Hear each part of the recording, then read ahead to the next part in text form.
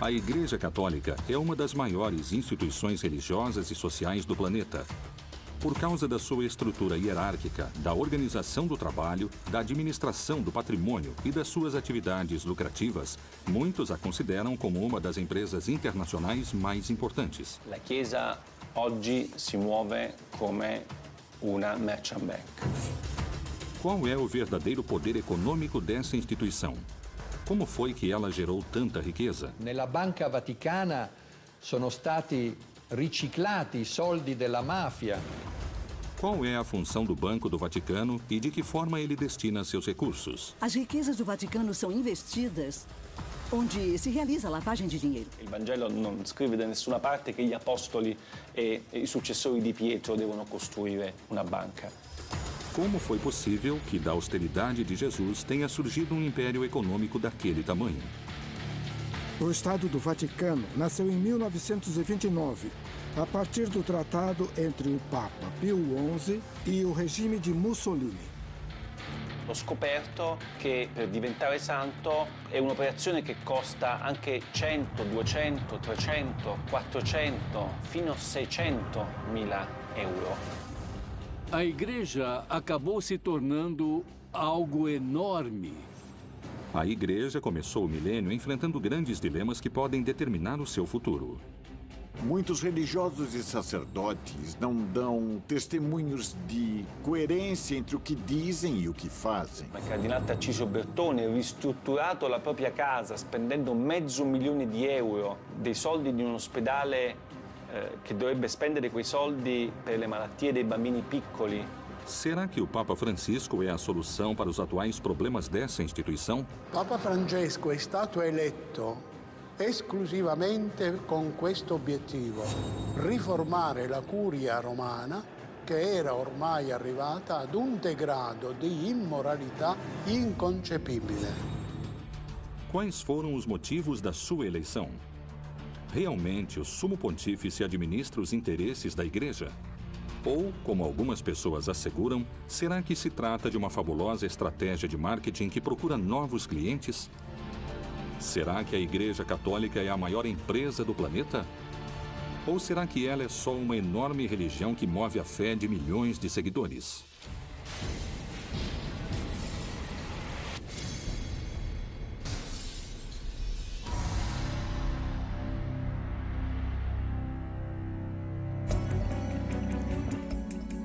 As fontes da riqueza e os ingressos monetários da Igreja são muitos e provêm de uma enorme lista de formas arrecadatórias.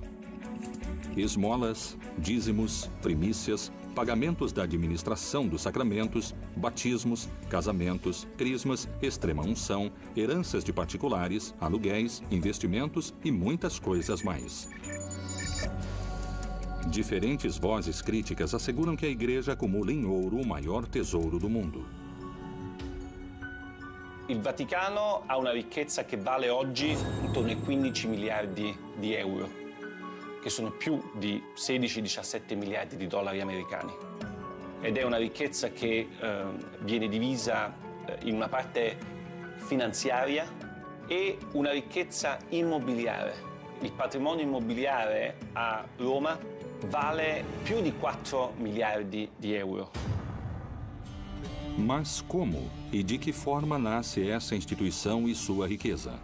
O papado que existe a partir do começo do cristianismo, do século I, e, acima de tudo, aquele que existe a partir do século VI, vai ter cada vez mais riquezas ao longo da vida medieval. Por isso, nos séculos XIV e XV, acredita-se que 1/3 ou 1/4 de todas as terras europeias pertenciam ao papado.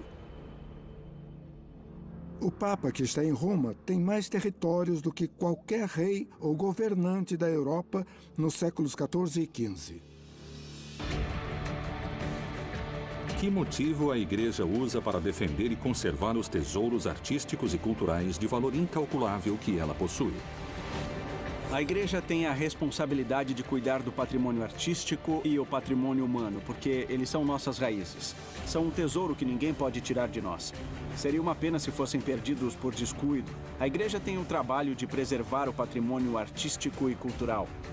E muitas vezes ela não tem recursos para fazer isto. E é uma pena que nem sempre possam cuidar dessas obras de arte como elas merecem. Le carte dimostrano che il Vaticano ha proprietà immobiliari importanti anche in Inghilterra, a Londra per la precisione, a Bond Street, una delle vie più eleganti e quasi tutta del Vaticano. Il negozio dove c'è Bulgari è di proprietà del Vaticano. Como foi que a mensagem de unidade e de austeridade do Criador, a base da religião católica, foi se transformando em uma igreja com grandes quantidades de dinheiro e que muitos consideram ostentação? Uma das perguntas é: até que ponto as igrejas católicas usaram o conceito de humildade determinado por Jesus? Um homem chamado Nietzsche, no seu livro intitulado O Anticristo, fala o seguinte: em toda a história da humanidade só houve um cristão, Cristo. Isso quer dizer que, se você está falando em humildade, essa mensagem não tinha sido levada em consideração. La Chiesa, per essere più umile, deve essere più povera. Anzi, deve essere povera. Deve avere uno spirito povero. Della prima beatitudine, beati i poveri in spirito. Perché deve riconoscere e vivere che tutto quello che la Chiesa possiede è un patrimonium pauperum e deve essere messo a servizio dei poveri. Desde a Roma antiga, começou a formação de uma instituição que não deixaria de somar poder religioso, político e principalmente econômico. Qual foi o plano financeiro e monetário que a igreja desenhou para incrementar suas riquezas? Principalmente no século XV e no começo do século XVI, a igreja permitia o perdão dos pecados se o sujeito fizesse uma doação importante para a igreja. O sujeito que doava suas terras para a igreja, do meu ponto de vista, fazia isso apenas por um motivo. Esse sujeito acreditava cegamente que isso lhe daria acesso ao paraíso, menos tempo no purgatório e o perdão dos seus pecados. Le vecchie signore che lasciavano in eredità tutto alla Chiesa, come diceva una mia cugina, tutto ai preti. Se fai del bene alla Chiesa nell'aldilà, ti ritrovi premiato nell'aldilà. E questo è stato una delle fonti della crescita del patrimonio degli ecclesiastici. A igreja vai investir seu dinheiro em todo tipo de empresas e por isso constantemente vai chegar dinheiro nos bolsos de Roma. E por isso se considera que no século XX e também no XXI, o papado tem muito dinheiro. E aquilo deu origem a todo tipo de teorias, mais conspiratórias ou menos conspiratórias.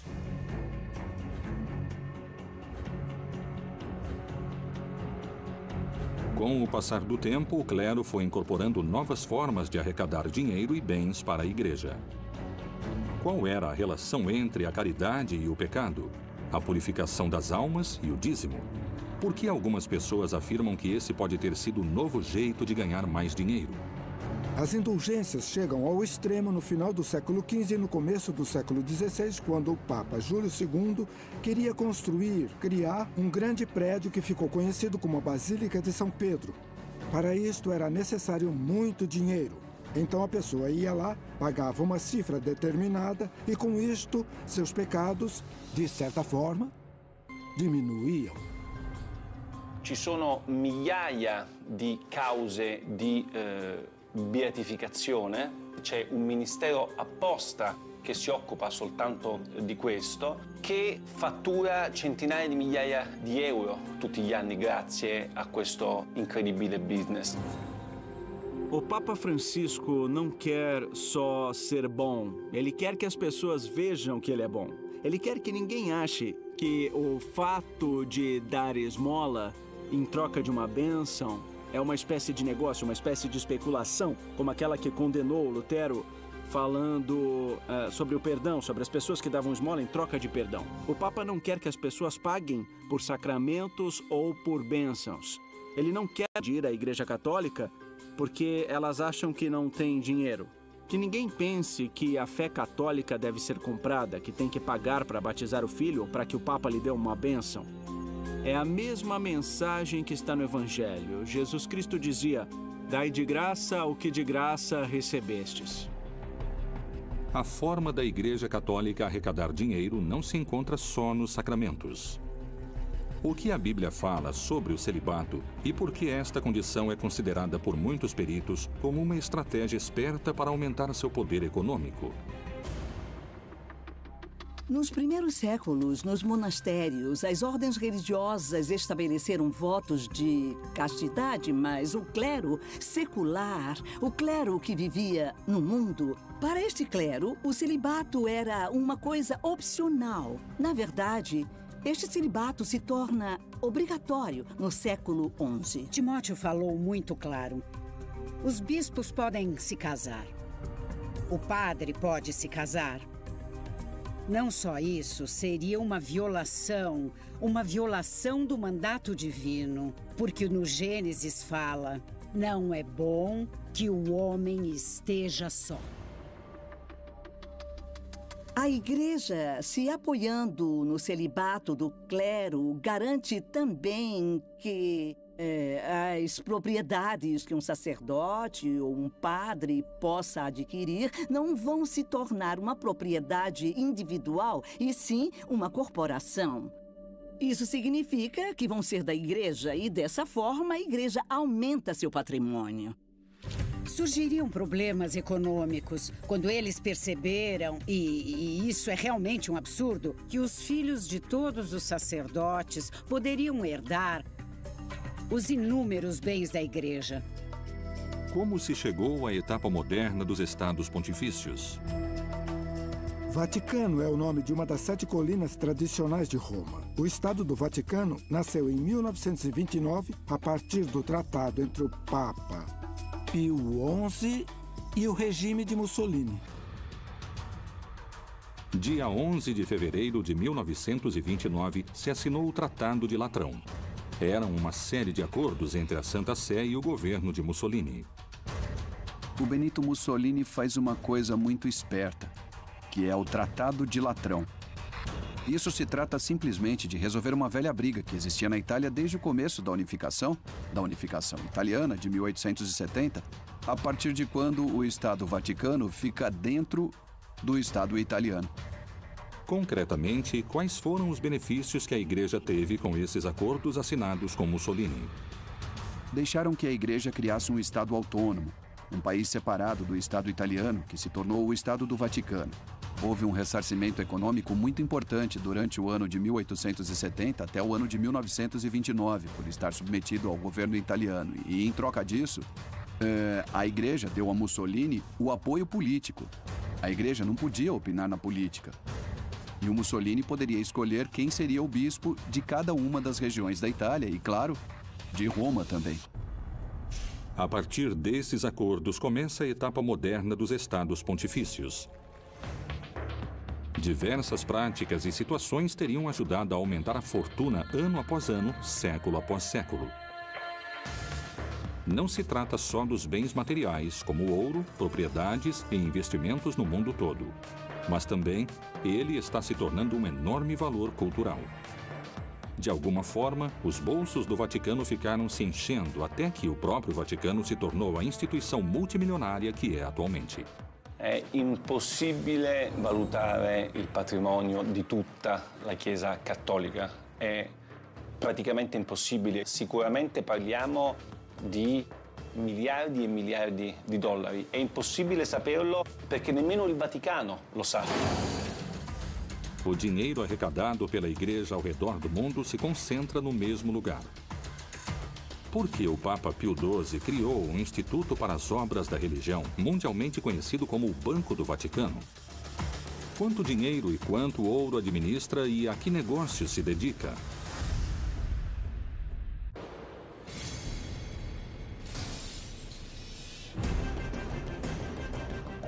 A incalculável fortuna da Igreja Católica se manteve em segredo entre os fiéis e as autoridades eclesiásticas. O que é exatamente o Banco do Vaticano e o que ele faz além de arrecadar? O Banco do Vaticano é uma instituição que foi criada para que as ordens religiosas, as instituições católicas, não tivessem seu patrimônio em poder de outros bancos que poderiam usar esse patrimônio para investimentos não éticos, talvez investimentos em armas ou na indústria farmacêutica especulativa, e também para facilitar as transações econômicas nos países in cui a Igreja era perseguita. Non solo, il Vaticano ha moltissimi soldi che vengono fatti da donazioni, tipo l'obolo di San Pietro, o attraverso i guadagni che sono fatti dalla sua banca, i guadagni finanziari, come lo IOR. Anche in questo caso questi soldi vengono gestiti in maniera secondo me piuttosto discutibile. L'obolo di San Pietro, per esempio, è una donazione che i fedeli di tutto il mondo fanno direttamente al Papa. Que benefícios econômicos teve a Igreja Católica com o Banco do Vaticano como ferramenta de investimento e arrecadação?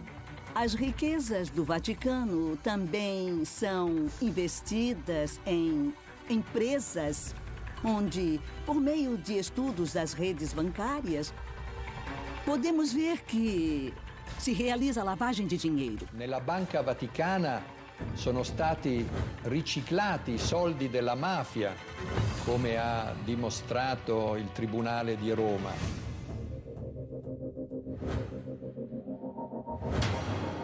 Questi soldi sono in parte stati investiti su azioni come la Pepsi Cola, come la Dow Chemical, come la Exxon. È ovvio che tutto questo senza nessuna trasparenza e senza che i cittadini italiani sapessero nulla. Attraverso i canali della Banca Vaticana sono passati soldi per tangenti di corruzione ai partiti politici italiani di governo negli anni 80-90. Questi soldi, anche i guadagni, non vengono quasi mai dati ai poveri, ma servono, e questo non lo dico io, ma lo dice un lavoro della Commissione europea, servono per le necessità dei dicasteri romani e dei cardinali. Faz muito tempo, muitas pessoas, entre especialistas e grandes teólogos, se fazem a mesma pergunta. Como é possível que a Igreja acumule tantas riquezas, sendo que há tantos pobres no mundo? Como historiador da Idade Média, eu visito muitas igrejas. E algo que temos que enxergar é a riqueza da Igreja ao longo dos séculos, diante da pobreza imensurável de muitos. E essas pessoas pobres, e não é à toa, já se rebelaram várias vezes contra a Igreja. Quero acreditar que o Papa Francisco realmente vai mudar algo. La Conferenza Episcopale Italiana, che è la più importante del mondo, riceve direttamente dagli italiani quasi 1 miliardo di euro l'anno, che secondo le pubblicità che i vescovi fanno in televisione servirebbero ai poveri, agli ultimi, ai paesi del terzo mondo. L'80% di questi soldi non va ai poveri. Seria possível terminar definitivamente com a pobreza se o Vaticano se desprendesse de toda essa riqueza que possui ao redor do mundo? Vender as propriedades da Igreja para acabar com a pobreza do mundo seria útil, mas serviria só para disfarçar o problema, não é? Eu acho que o que o Francisco está fazendo é mudar a cultura. Isso significa fazer com que a situação, o ritmo de vida daqueles que têm mais poder no Vaticano seja mais discreto, mais exemplar. Só o que o Papa Francisco pediu foi que as estruturas da Igreja fossem utilizadas para ajudar as pessoas. Come vorrei una chiesa povera e per i poveri. A partir da frase "uma igreja pobre para os pobres", começou uma campanha de Francisco para tentar combater a corrupção e fazer isso de forma eficiente. Secondo qualcuno che pensa che il Vangelo debba essere una sorta di guida, no? del Vaticano, e il Vangelo non scrive da nessuna parte che gli apostoli e i successori di Pietro devono costruire una banca. Temos que lembrar que a Igreja é uma instituição que acabou se tornando algo enorme e é muito difícil conseguir controlar tantos grupos de influência dentro daquilo que é o Vaticano. Para alguns críticos e peritos nesse assunto, a Igreja Católica funciona de forma parecida com as empresas multinacionais. La Chiesa oggi si muove come una merchant bank. L'Istituto per le opere di religione è la banca del Vaticano e controlla ancora oggi tutto il patrimonio finanziario della Santa Sede. Il problema è che lo IOR nel corso dei decenni è finito in tantissimi scandali, perché all'interno dello IOR hanno riciclato denaro i mafiosi, hanno riciclato denaro politici, imprenditori, tutte persone che non avevano alcun diritto, secondo le leggi del Vaticano, di avere i soldi allo IOR. Que documentos vieram à tona que colocaram em xeque a Igreja? O escândalo do Vatilix II poderá ser o começo das reformas que o Papa Francisco quer na sua Igreja? O nível de diversificação da renda e dos gastos do Vaticano, o que podemos ver por meio dos acontecimentos e dos Vatilix 1 e 2, é muito obscuro. Era necessário que se fizesse uma reforma profunda.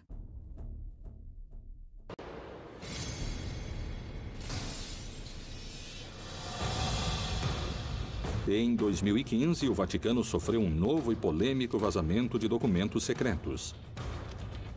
Esse acontecimento ficou conhecido como Vatilix II, em alusão a um escândalo parecido que aconteceu em 2012, quando uma parte da correspondência do Papa Bento XVI foi exposta. Os novos vazamentos, diferentemente dos primeiros, revelam todo tipo de irregolaridades nas finanças do Vaticano. Il Vatilix 2 è stato lo scandalo del 2015, state parlando con uno dei protagonisti dello scandalo perché io ho pubblicato nel mio libro una serie di documenti che di carattere finanziario e economico che per la prima volta hanno raccontato la reale ricchezza del Vaticano e come questi soldi in Vaticano vengono gestiti, i soldi delle donazioni, i soldi che sono presenti all'APSA, gli immobili che il Vaticano controlla. Os dados do vazamento Vatilix II são muito interessantes porque são a prova da situação em que o Papa Francisco se encontrava antes da reforma. Na verdade, são um tesouro. O escândalo financeiro Vatilix II revela documentos que foram publicados em 2 livros. Num deles, o autor Emiliano Fittipaldi denuncia irregularidades de todo tipo nas finanças da Santa Sé, apresentando o Vaticano com grandes problemas econômicos. Um buraco negro no sistema de pensões, corrupção por parte da Cúria, desvio de fundos e a completa ausência de transparência nos balanços da Santa Sé. Secondo il Vaticano sono state 2 le persone che mi hanno dato queste carte. Monsignor Valeco Balda, che è un monsignore spagnolo che era il segretario di questa commissione d'inchiesta, e Francesca Immacolata Chaqui, che era il membro di questa commissione. Essas 2 pessoas que foram contratadas pelo Vaticano para ajudar o Papa a fazer a reforma da Cúria Romana, essas pessoas se desviaram do caminho e fizeram algo que não deviam fazer. Todos os documentos secretos, os dossiês que o Papa devia ler para pensar nas medidas que deveria tomar, se tornaram públicos. Queste 2 persone sono state arrestate 5 giorni prima la pubblicazione del mio libro e del libro Via Crucis di Nuzzi. Sono state arrestate perché sono state accusate di aver divulgato informazioni riservate e aver messo a rischio l'interesse della patria, così dice la legge Vaticano. Os vazamentos desses documentos tornam a Santa Sé inocente ou culpada desse enorme escândalo. Quando eles foram publicados, já tinham se passado muitos meses depois que começaram a realizar algumas medidas para evitar esses problemas. Por isso, algumas pessoas consideraram que o vazamento desses documentos era uma forma de parar com essa reforma. E para outros, paradoxalmente, era uma forma de apoiá-la. Para o Papa Francisco, isto foi uma traição. Foi uma punhalada pelas costas. Vorrei dirvi anzitutto che rubare quei documenti è un reato. è un atto deplorevole che non aiuta. Quais são os fatos mais escandalosos que o Vatilix expôs? Cardinali di cui ho raccontato nel libro hanno, come il cardinale Tarcisio Bertone, ristrutturato la propria casa spendendo €500.000 dei soldi di un ospedale che dovrebbe spendere quei soldi per le malattie dei bambini piccoli. Invece lui ha preso, questi soldi sono stati dati al cardinale Bertone per ristrutturare la sua casa da 300 metri quadri. Il cardinale resta ancora, mentre parliamo, nell'attico, a godersi un attico bellissimo con un sistema Bose da €30.000 e con i marmi di Carrara nei bagni. Mentre Valleco Balda, che ha soltanto dato queste informazioni, è in galera. Mi sembra, molto contraddittorio come tipo di azione da parte del Vaticano.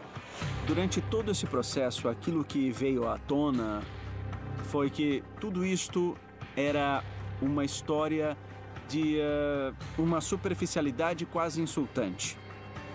Será que as revelações dos documentos vazados ajudaram a Igreja Católica na sua tentativa de demonstrar transparência? Ou isto foi um golpe para a fé que faria a Igreja perder fiéis ao redor do mundo? Rapidamente, os vazamentos enfraquecem o papado. Isto é, se nós tornarmos públicos os pecados de alguns sacerdotes, vamos estragar o prestígio dessa instituição tão valiosa que é a Igreja Católica.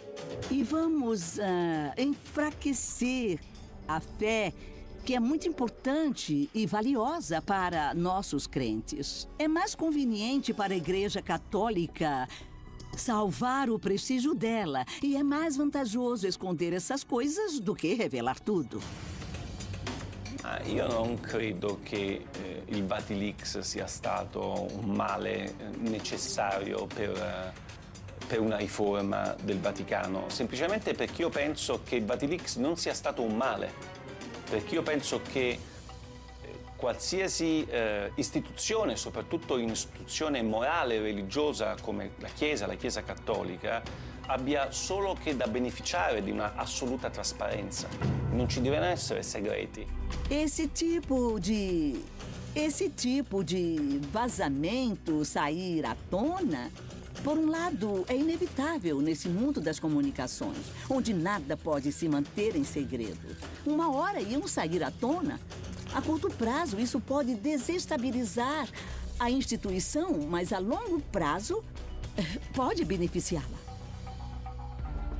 Qual foi a reação e quais foram as medidas que o Papa Francisco tomou quando os alicerces da sua instituição foram sacudidos pelo vazamento desses documentos secretos? A reforma que o Papa Francisco realizou para ter transparência nas contas do Vaticano, para fazer com que nenhum delinquente pudesse se aproveitar das instituições do Vaticano, para mim é irreversível. Voglio assicurarvi che questo triste fatto non mi distoglie certamente dal lavoro di riforma che stiamo portando avanti con i miei collaboratori e con il sostegno di tutti voi. Então, chegou o Papa Francisco e disse uma coisa importante, que a reestruturação da Santa Sé não deveria ser um trabalho da Cúria, e sim de órgãos externos que são os responsáveis por propor as mudanças que poderiam ser feitas. Eu acho que não tem jeito de deter essa reforma. Atualmente, o Vatilix II é uma das preocupações mais importantes da Cúria Católica. É um escândalo que ainda pode ter mais informação esperando para vir à tona. L'impatto di Vatilix sulla stampa mondiale ovviamente è stato devastante.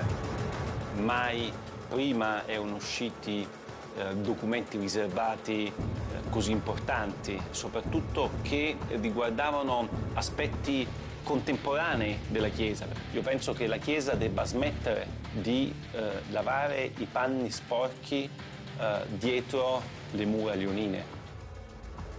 Será que esses casos de corrupção podem afastar os fiéis da religião? Essas revelações seriam motivos suficientes para perder poder dentro do vasto universo da fé? Hoje, um grande problema da Igreja Católica é que a autoridade perdeu a capacidade de criar credibilidade, de criar obediência e de criar continuidade. O que acontece é que a hierarquia católica e muitos religiosos e sacerdotes não dão testemunhos de fé e não há coerência entre o que eles dizem e o que fazem.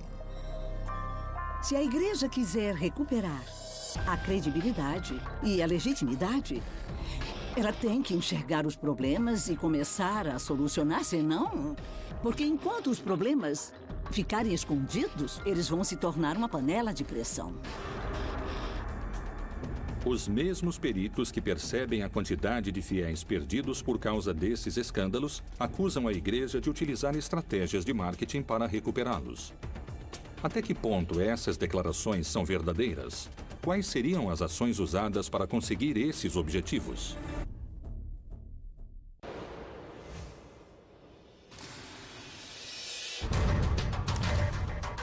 Os vazamentos dos documentos financeiros secretos, conhecidos como Vatilix II, não só abalaram a Igreja Católica, mas, segundo alguns especialistas e teólogos, também afastaram muitos fiéis ao redor do mundo. Será que a Igreja Católica criou uma estratégia de marketing com slogans de estilo publicitário e com uma fórmula para fomentar e somar seguidores? Por que algumas pessoas falam das aparições da Virgem, dos milagres dos santos e das canonizações como uma estratégia de marketing? A partir do século VIII, os católicos tinham a estratégia de utilizar os lugares sagrados dos povos dominados ou conquistados para colocar neles símbolos religiosos e católicos e, desse modo, começarem o trabalho pastoral. Conforme a Igreja ia evoluindo nos últimos anos, os papas destacaram cada vez mais a necessidade de levar santos a todas as comunidades. Aproximadamente no ano de 1357, numa igreja da França, começou a se exibir um manto com o corpo e o rosto de Jesus impressos. Depois deram esse manto à Santa Sé e ela o deixou na Catedral de Turim. Rapidamente, o sucesso trouxe um grande número de fiéis e também de detratores. Falam que esse manto é o tecido que cobriu Jesus quando ele morreu. O problema é que, na Idade Média, existiu o tráfico de relíquias, por exemplo. Isto é uma farpa da cruz de Jesus Cristo, tanto faz. Então, isto me parece muito pouco verdadeiro. Mas não é só essa relíquia que é considerada por algumas pessoas como uma hábil estratégia de marketing para atrair novos fiéis. Quando os conquistadores chegaram na América Latina, quando, entre aspas, descobriram a América, todos aqueles conquistadores fundaram muitas cidades com nomes ou advocações da Virgem. Essa era a melhor forma de se aproximar dos nativos, dos indígenas. E os próprios indígenas descobriram que a melhor forma para se encontrar e também dialogar com os invasores era através da Virgem. Outro tipo de acontecimento que é difícil de explicar pela ciência são as aparições da Virgem. Na América Latina, talvez o caso mais famoso seja o da Virgem de Guadalupe. A primeira grande aparição da Virgem aconteceu no século XVII, logo depois que os conquistadores chegaram na América, no México. Um índio chamado Juan Diego viu a Virgem. Foi onde os franciscanos estavam lá e lá estava a máxima aparição da Virgem, que era a Virgem de Guadalupe, padroeira da América Latina. E com ela vai se afirmar a ideia de mediação. Os franciscanos se opõem ao culto guadalupense porque acreditam que ele tem muitos elementos sincréticos. E outros discordam disso porque acreditam que é bom ter um culto que é compartilhado por uma parte dos católicos mexicanos e que é melhor fortalecer e dominá-lo. E essa é mais ou menos a política que está se desenvolvendo. Será que essas aparições são verdadeiros milagres? Podemos pensar nelas como estratégias da igreja para fortalecer a fé ou para que os fiéis continuem acreditando. Investigamos como apareceu a Virgem e para quem. Se aparecer uma mulher, vão colocar um homem ao lado dela. Acima de tudo, um sacerdote. O tempo passou e muitas pessoas visitam o lugar onde a Virgem apareceu. E para isso tem que se inventar algo. Tem que falar que lá se curam os meninos e as meninas. Que lá as mulheres conseguem engravidar. Existe um nível de irracionalidade nessa crença. E eu acho que isso acontece porque ela não é consistente, não é racional, sabe? Não atrairia gente. Uma parte de você acredita porque você tem fé, mas você não precisa demonstrar a sua fé. Por que tem aqueles que consideram as canonizações também como um instrumento de atração de novos fiéis? É assim, as canonizações consistem nisso. A igreja propõe um modelo do bom cristão. A igreja diz, olhem, esse homem se comportou como um herói da fé e é um homem ou uma mulher que vale a pena imitar. No começo, cada uma das comunidades cristãs canonizava seus mártires. E depois a igreja começou a controlar esse processo. E agora tem uma série de provas e etc. E a partir do Concílio Vaticano II criaram-se outros requisitos, entre eles provar a existência do santo, a existência física da pessoa. Poucas pessoas sabem que este procedimento tem um custo econômico elevado e que isto significa um incremento elevado nos bolsos da igreja. La storia della fabbrica dei santi è una delle più incredibili che ho scoperto con la mia inchiesta, perché io pensavo che per diventare santo fosse un'operazione che la Chiesa faceva in maniera gratuita. E invece ho scoperto che per diventare santo è un'operazione che costa anche 100, 200, 300, 400, fino a 600.000 euro. Per me è uno scandalo incredibile quello che ho scoperto.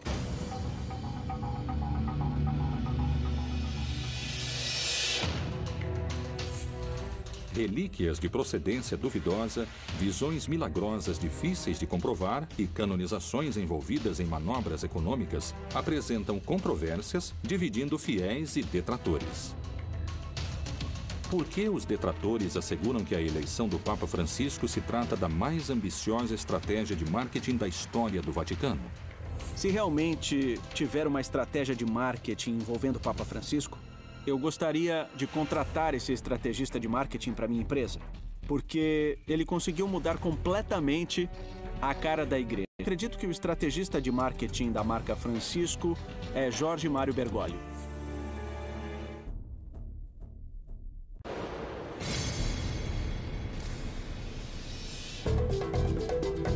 O mundo comenta sobre o estilo Bergoglio.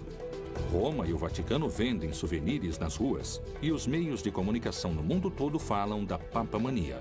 Será que a igreja está gestando uma mudança?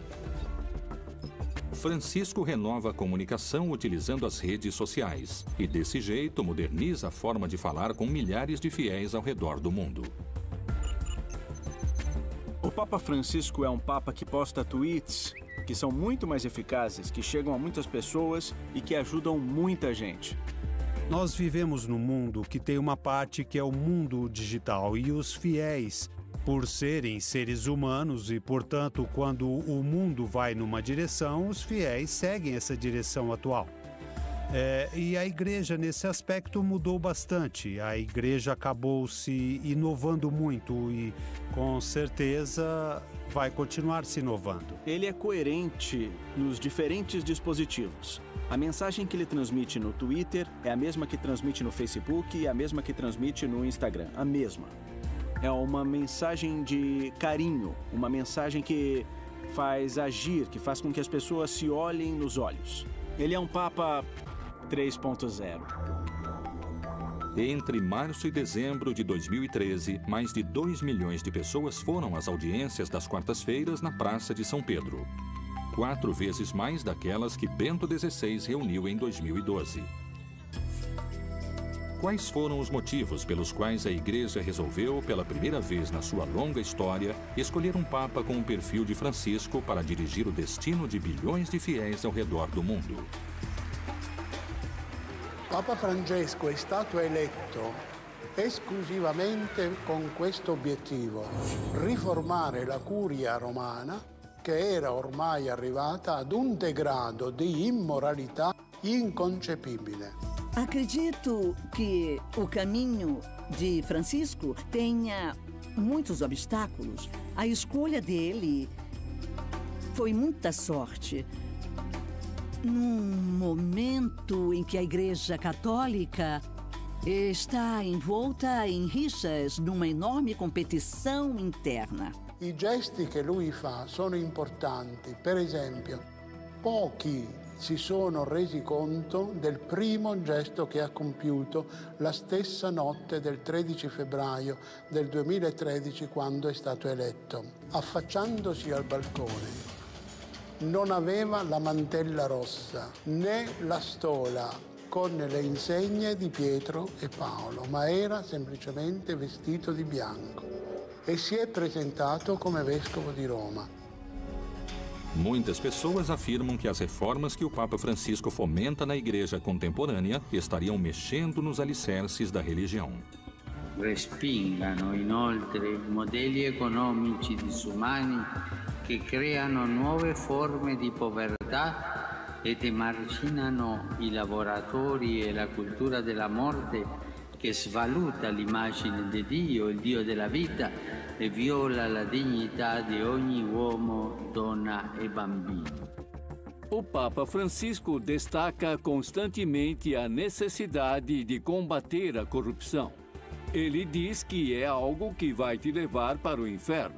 Então, para que ele possa combater de maneira eficiente esse fenômeno que ele é terminantemente contra, resolveu criar mecanismos para que exista um funcionamento mais eficiente e também tentou procurar em quais aspectos podia existir corrupção, porque a corrupção é uma coisa que ele é completamente contra.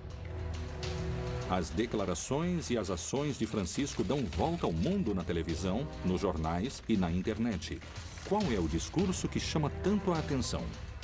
È necessario affrontare insieme la questione migratoria.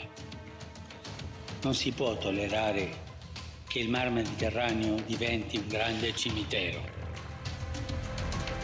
O Papa Francisco, desde que foi eleito Papa, conseguiu se consolidar como uma espécie de consciência da humanidade. Para mim, que sou católico, a revolução que o Papa Francisco está começando me fez mudar o jeito de enxergar as pessoas. La Chiesa povera e per i poveri di cui parla Francesco sia ancora molto lontana dal diventare realtà. La Chiesa è ancora molto ricca, i cardinali sono ancora molto ricchi, lui è l'unico che vive in 20 metri quadri, tutti gli altri continuano a vivere in 300, 400, 500 metri quadri. C'è gente che dice che Francesco è solo un predicatore che fa solamente dell'apostolato, ma Francesco è un papa che governa. A Igreja Católica é uma instituição de dimensões incalculáveis. Se passaram mais de 2000 anos de história desde que foi criada como uma instituição eclesiástica e é colocada por vários peritos à altura das maiores empresas do planeta. Se os santos, as virgens e as canonizações fazem parte do divino, ou se elas são hábeis estratégias de marketing para atrair fiéis, isso continuará sendo um mistério a ser revelado.